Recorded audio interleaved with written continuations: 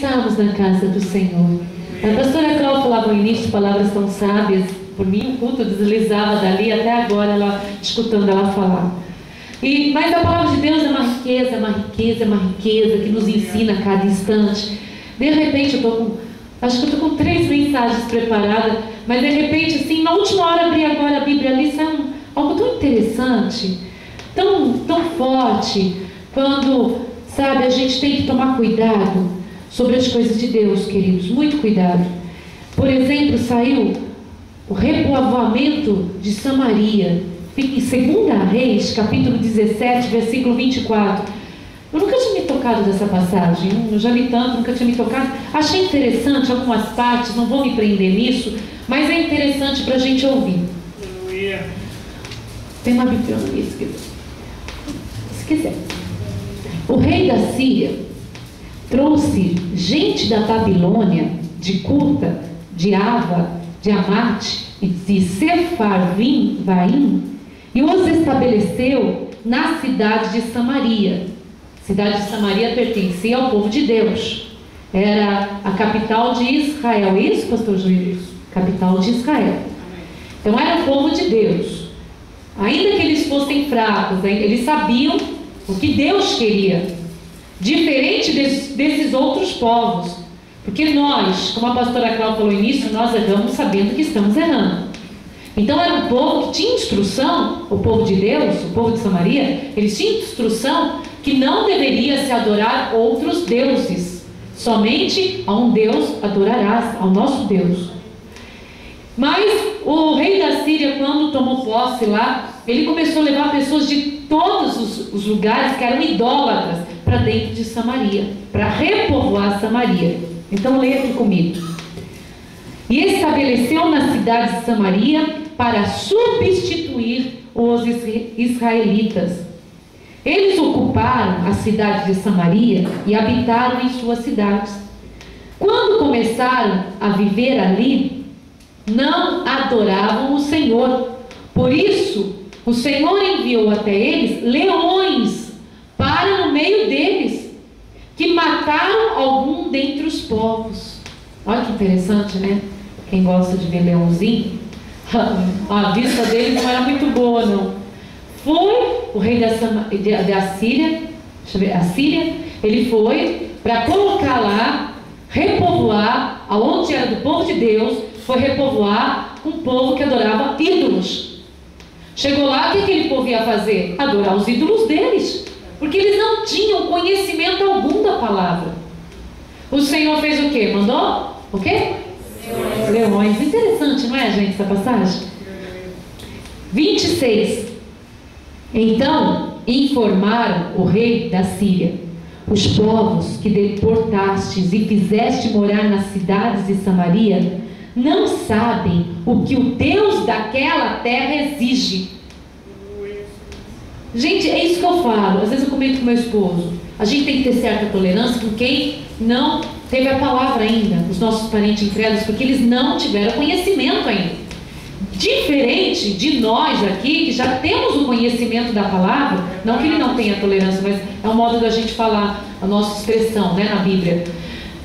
A gente ouve a palavra todo dia, toda hora. Não é só ouvir a palavra, a gente faz parte de um momento que Deus habita entre nós, que não há diferença entre os céus e a terra, porque talvez essas pessoas já até ouviram alguma coisa sobre a nossa religiosidade, mas eles nunca participaram.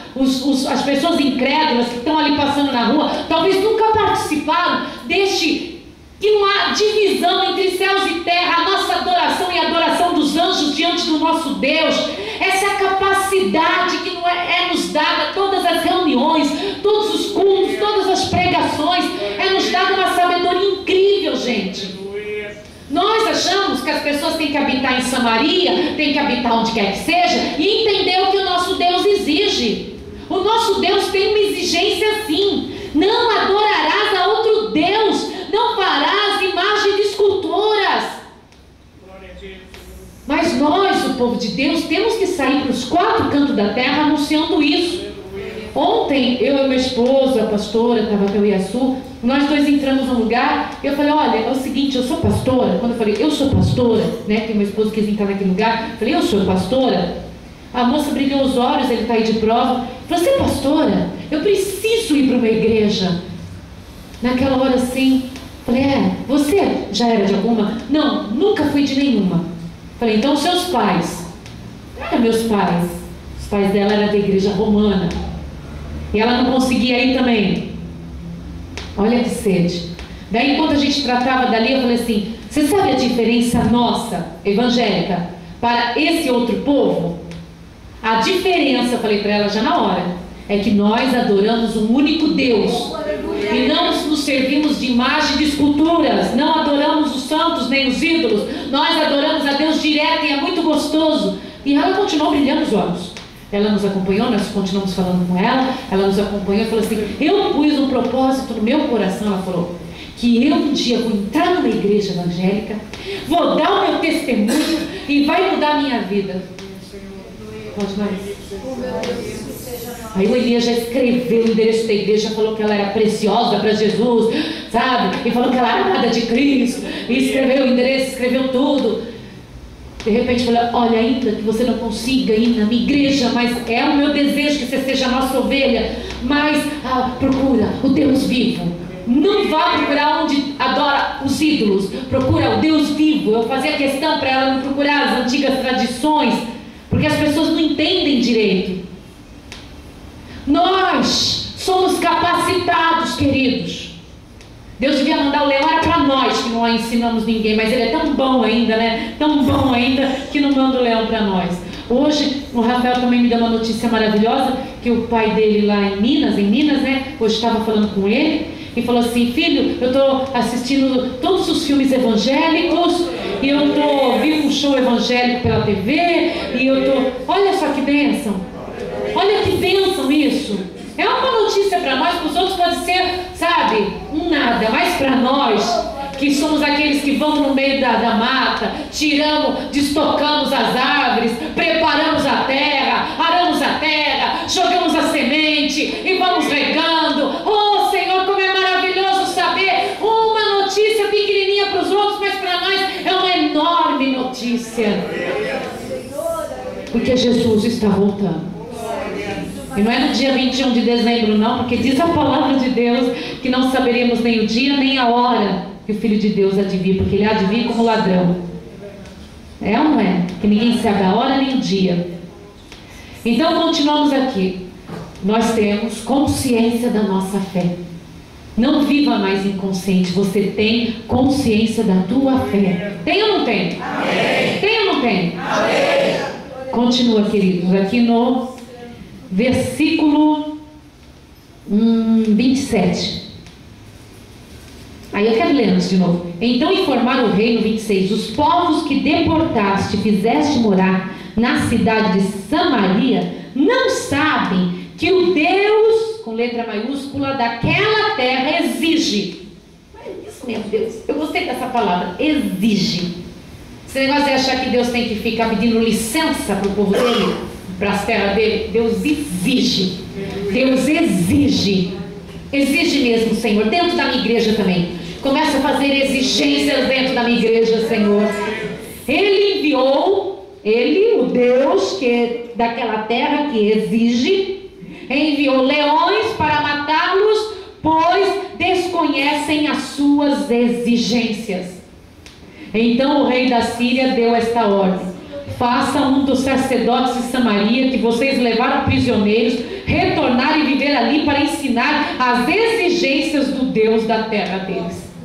Então dos sacerdotes exilados de Samaria veio morar em Betel e lhes ensinou a adorar o Senhor. Mas olha, daqui para frente é o que acontece. A gente ensina, daí sabe o que eles começaram a fazer? O povo de cada terra que foi para Samaria pegava, adorava o Senhor e erguia o seu ídolo. Bem no altar, sabe, que o povo de Deus tinha feito para adorar o Deus vivo, eles pegavam e falavam: então, esse Deus exige, e a gente põe a idolatria nossa, o Deus nosso, e a gente adora um pouco o Senhor e a nossa idolatria. É ou não é que o Vaticano ensinou? É assim mesmo. Não é o que o Vaticano implantou sobre a Terra? É ou não é? Vamos ser sinceros. A gente viaja por esse Brasil afora, um pouco eles adoram o Senhor Jesus, um pouco a idolatria. É ou não é? Vai cantando para Jesus e para idolatria. Vai as romarias lá para Jesus e para idolatria. Vai falando que é tabernáculo de Deus e da idolatria. É ou não é assim? E o povo de Deus não pode se contaminar nisso. Que o Espírito de Deus será derramado sobre toda a carne nos últimos tempos, é verdade. Que lá dentro vai se levantar homens e mulheres cheios do Espírito Santo, é verdade. Que Deus vai renovar um grupo lá dentro, é verdade. Que alguns serão batizados com o Espírito Santo lá, é verdade. Que tem gente lá que está pregando a Bíblia de verdade, é verdade. Mas a maioria fala em Jesus e na idolatria. Temos que tomar cuidado nisso. Assim também nas outras religiosidades. Um pouco Jesus, um pouco invoca os mortos. Nós, povo de Deus, ao consumirmos novelas, filmes, nós temos que falar assim: Senhor, passa o teu filtro em mim. Passa o teu filtro, para que não fique nenhum restolho, um pouco da adoração aos demônios, um pouco para a adoração a Deus. Passa, Senhor, o teu filtro. Passa, Senhor, o teu renovo. Me purifica, Senhor, para não ficar um pouco o diabo, um pouco Deus, porque isso não nos interessa mais. Amém? É ou não é interessante essa passagem? É ou não é interessante? O pior de tudo é que o povo do Senhor também se contaminou com isso. E ficou também um pouco os ídolos que trouxeram da cidade dos outros, um pouco a adoração a Deus. Então nós vamos falar assim: eu rejeito tudo que o diabo trouxe, toda a adoração ao demônio, ao dinheiro, às idolatrias, e nós vamos adorar o Deus vivo verdadeiramente, integramente, e no nosso altar somente será adorado o Deus de Israel. Aleluia! Aleluia! Aleluia! Essa não era a mensagem, mas sentada, abri, achei interessante. Eu tinha que compartilhar isso com vocês, porque é muito, muito, muito forte. Isso continua até chegar o essa dupla adoração continua até chegar o reinado de Ezequias. Eu falei 16, eu estava lendo com vocês? 17? Então é o 18, vamos virar aqui. Aí ó, lá no 18 começa o reinado de Ezequias, que ele começa a implantar mesmo a adoração ao Deus vivo. Ele começa a edificar mesmo a adoração, apesar das dificuldades, que não é fácil não. Ele consegue implantar ali a obra de Deus. Mas gente, nós não vamos esperar vir o exílio, vir os assírios. Nós vamos clamar ao nosso Senhor e vamos declarar que o nosso louvor, a nossa adoração é só para o Senhor. Porque vocês já conversaram com idólatra? Eles falam em Jesus igual nós. Vocês já conversaram com pessoas espíritas? Eles falam em Jesus igual nós. É ou não é? Nós que temos que ser fortes. Nós temos que ser tão fortes, mas tão fortes, que eles passem a crer no nosso Deus. Porque o nosso Deus já manda leão mesmo. Que não seja o leão do governo, viu? A gente aguenta qualquer leão, mas o leão do governo é difícil. Olha, mas que Deus manda leão, manda. É ou não é? Mas nós nos contaminamos, deixamos se levar junto com os outros. Eles não vão acreditar no nosso Deus. Não tem como. Agora, se a gente se mantiver ali, ó, firmes, mas sabe aquela fortaleza mesmo?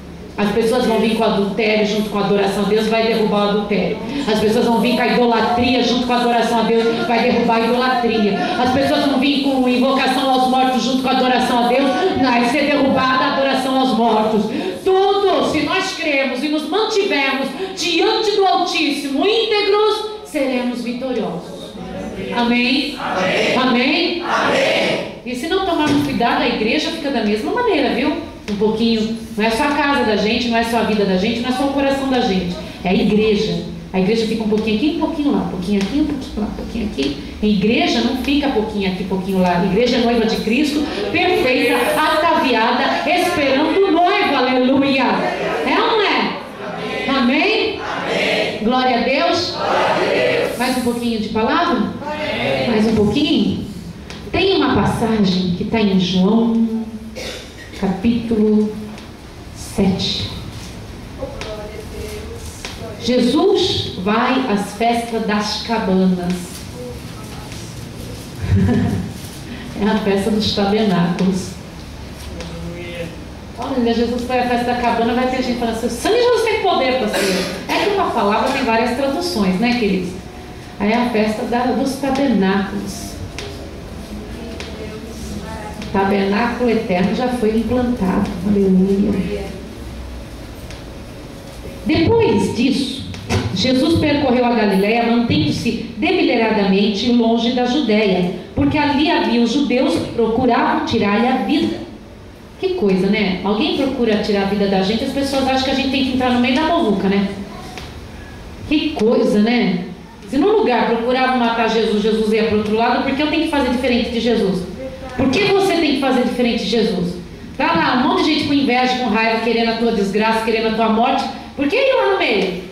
Vamos para o outro lado, vamos para Galileia. Enquanto estão procurando matar a gente na Judéia, a gente vai para Galileia. Se o Senhor mandar a gente para a Judéia, a gente vai. Se é para Galileia, a gente vai. É ou não é, igreja? Que fique procurando. Mas, ao aproximar-se a festa judaica dos tabernáculos, das cabanas, os irmãos de Jesus lhe disseram: você deve sair daqui e ir para a Judéia, para que os seus discípulos possam ver as obras que você faz. Ninguém que deseja ser reconhecido publicamente age em segredo. Visto que você está fazendo essas coisas, mostre-se ao mundo, porque nem os seus irmãos criam nele. Mas não parece um bom conselho, gente? Fala a verdade. Olha, você quer fazer o ministério crescer? Você tem que sair, você tem que se mostrar publicamente, você tem que fazer de um jeito.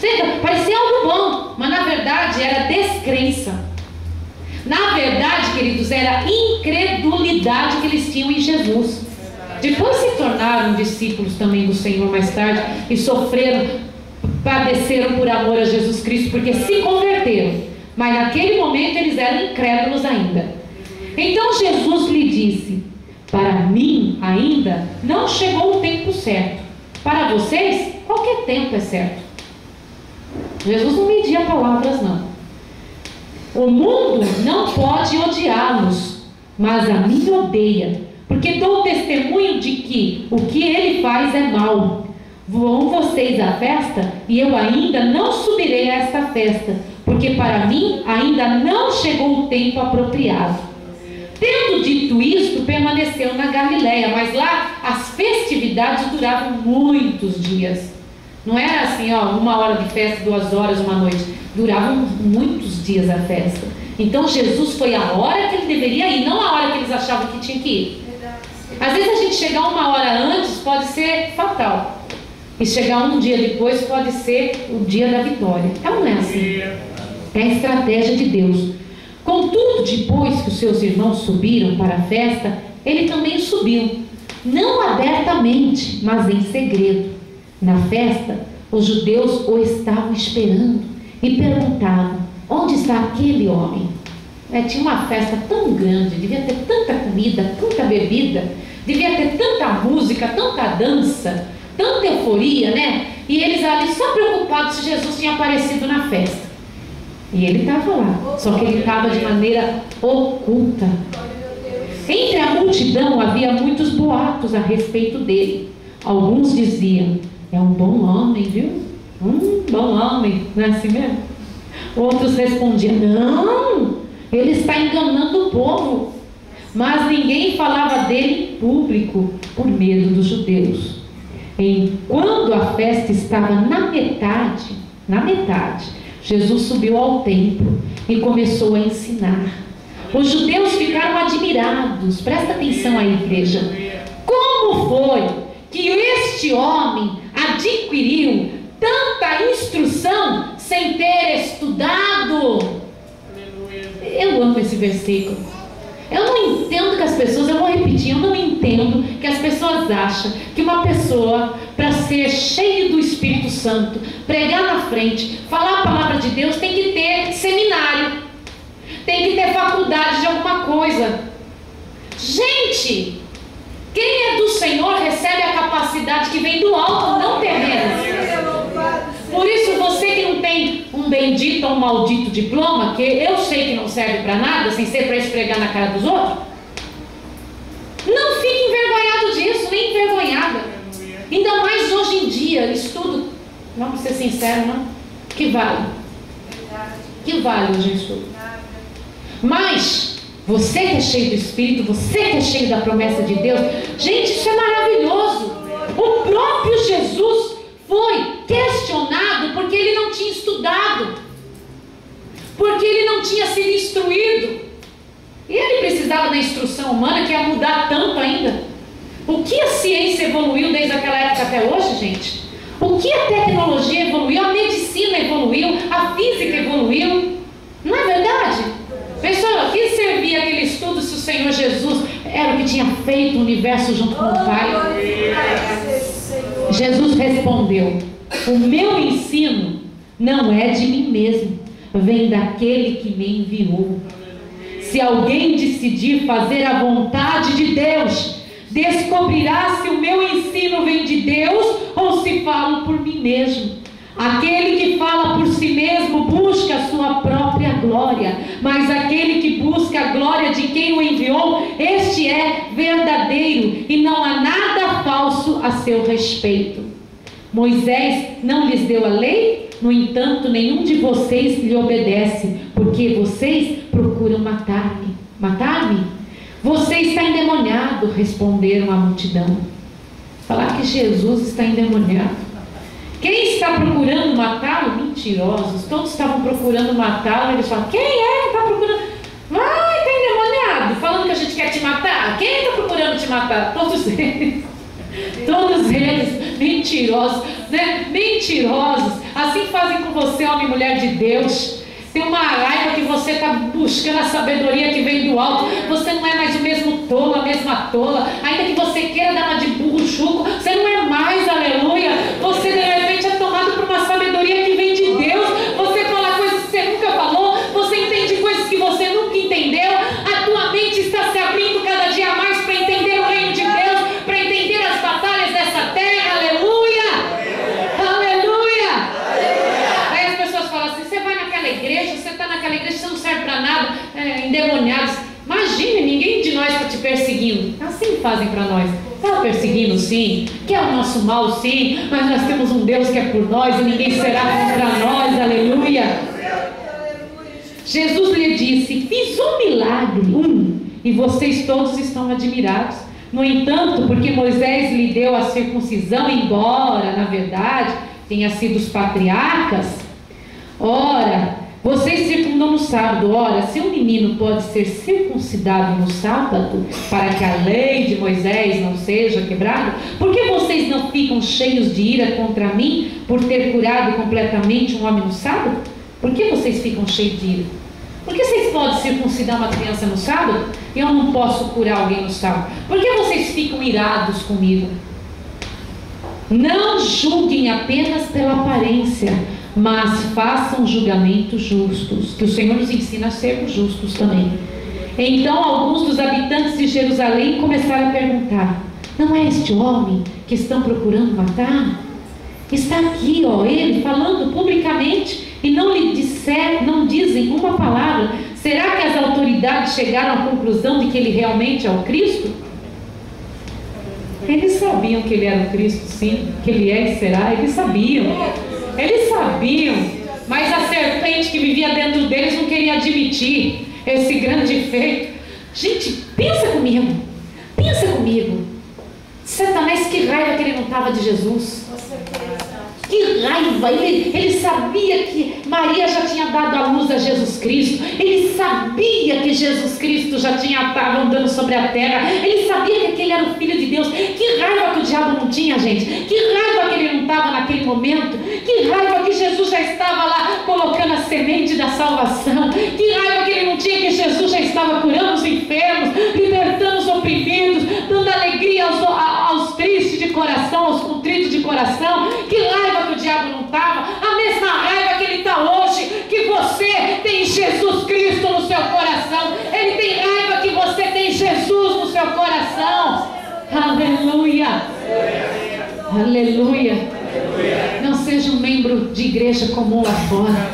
Seja cheio do poder de Deus. Seja cheio do poder de Deus. Porque muitos, queridos, são chamados. Ninguém gosta desse versículo, mas é a verdade. Não adianta querer torcer ele, não. Muitos são chamados. Tem gente falando que não é desse jeito que está interpretado. Lógico que é. Lógico que é. Jesus falou que tinha sido preparada uma festa e de repente só mandou trazer os coxos, aleijados, os mendigos, porque os convidados mesmo não quiseram entrar. Essa é verdade. Daí, no meio que estavam entrando todos na festividade, já estavam vestidos com veste de núpcias. De repente veio um homem que não estava com veste de núpcias. Então o dono da festa mandou barrá-lo e mandou que lançasse para o fogo que nunca se apaga, porque é necessário para entrar na festa estar vestido com a roupa de núpcias que Jesus já nos deu, a salvação. Daí vem um versículo abaixo e fala: porque muitos são chamados, porém poucos são os escolhidos. Muitos são chamados para a festa. Muitos são chamados. Olha que a gente chama muita gente para a festa. Muitos são chamados para a festa. Muitos são chamados para o banquete. Porém poucos são os escolhidos. Com veste e sem veste. Com veste e sem veste. É, não é? Tem que ter as vestes nupciais. Amém? Bem, eu vou parar por aqui porque o tempo já avança. Eu peço para que vocês leiam os capítulos que foram citados aqui, tanto lá em 2 Reis, quanto agora em João, capítulo 7. Leia inteiro, queridos. Tem muito mais, tem muita coisa gostosa, tem muita coisa boa que a palavra do Senhor completa. Foi gostoso? Amém. Deu para entender? Amém. Foi confuso? Não. Tem gente que sai falando que a minha mensagem é confusa, por isso que as pessoas não entendem. Mas sem inveja. Porque essa palavra é fácil de entender, gente. Essa palavra foi ou não foi fácil de entender? Então, não tem nada de mistério aí. Seu coração estava aberto para Jesus e você entendeu. É ou não é? Então leia, releia. Ah, mas a pastora já pregou. Leia de novo. Porque amanhã você vai precisar falar isso para alguém. Então leia. Deus vai te usar para você falar essa mensagem para alguém amanhã. Então leia, releia, se inspire em cima da palavra. Ué, quantas vezes eu ouvi a pastora pregando, meu pai pregando, que hoje dorme no Senhor, quantos pastores pregaram, o Deus pega a mesma mensagem, põe na minha boca, que eu mesma já preguei tantas vezes, e me inspira novamente. Porque Deus não pode te inspirar a cada manhã na mesma mensagem? Ele pode. Então leia, releia e creia. Nessa mesma passagem adiante fala que tentaram matar Jesus, mas não era chegada a hora dele, então não puderam matá-lo. E a mesma coisa, se não é chegada a tua hora de destruição, de derrota, não vai chegar. Deus é por você. Amém? Que a graça do Senhor Jesus se estenda. Obrigada, igreja, por nessa plena segunda-feira vocês terem chegado e lotado a casa do Senhor. Lotado a casa do Senhor. Que o Senhor possa pagar para vocês em dobro o que vocês desprenderam para estar aqui.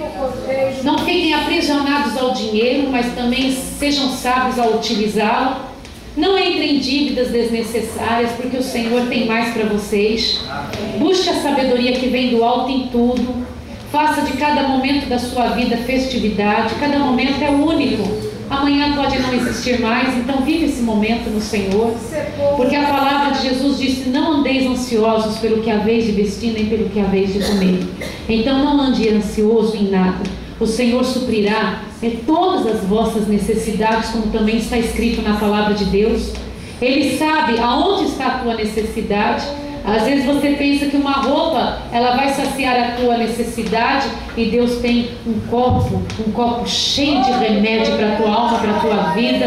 De repente você acha que um passeio vai te trazer alegria, e o Senhor pode te dar momentos de gargalhadas que vai te recuperar a alma. Aleluia. Faça de cada momento especial na tua vida, e você que faz da obra de Deus um momento especial para você, que Deus possa te acrescentar a cada hora, a cada momento. Vou falar algo que eu falei para uma ovelhinha, tá? Meu esposo estava perto, e ele estava tentando convencer alguém para ir, alguém da igreja. Chegou ontem, tem que convencer alguém que nasceu na igreja para passar conosco. É incrível isso. Mas parabéns por convencer. De repente eu falava assim: Mas eu só vou ter folga, pastora, nesse final de ano, nesses 3 dias, para ir para um lugar. Eu falava, é a diferença, querido. Eu dou os meus dias para Jesus, as minhas horas para Jesus, e acontece uma coisa que eu não sei explicar. Deus multiplica os meus momentos. Quanto mais eu dou horas para Jesus, mais o Senhor salda meu tempo. É uma coisa incrível. Se para os outros o dia tem 24 horas, para mim o Senhor faz ter 30. É incrível. É assim a vida do servo de Deus. Quando eu retenho para o Senhor, eu perco tempo, perco tudo. O diabo é ladrão, então a gente tira do Senhor, ele vem naquela brecha. Tirou horas do Senhor, parece que não lhe rouba. Vem enfermidade, vem problemas no serviço que você não consegue sair, fica atolado. É uma coisa que a pessoa fica atolada e não consegue mais sair. Não tem nem lazer, não tem mais igreja, não tem mais nada. É algo que é notório. Eu estou vendo isso assim, nas vistas, diante de todos. A pessoa que dedica ao Senhor, as coisas se resolvem rápido. Tem tempo para brincar com a família, tem tempo para tomar um cafezinho a mais, tem tempo para assistir um pedacinho de um filme, ainda que durma no restante. É algo incrível. Deus multiplica o tempo. Não é assim. Assim nós sabemos que é no dinheiro, assim que a gente sabe que é nas doações. Gente, se eu retenho de doar alguma coisa para a casa de Deus, eu sei que a minha vida fica paralisada. Se eu me dou ou dou alguma coisa à casa do Senhor, Deus multiplica na minha vida. E eu sei que é assim na vida de vocês. Então continua com essa disposição às coisas de Deus, que eu garanto. O Senhor multiplica lazer, o Senhor multiplica dinheiro, o Senhor multiplica tudo. Amém? Amém? Então, graça e paz. Obrigada, pastora. Obrigada, pastor.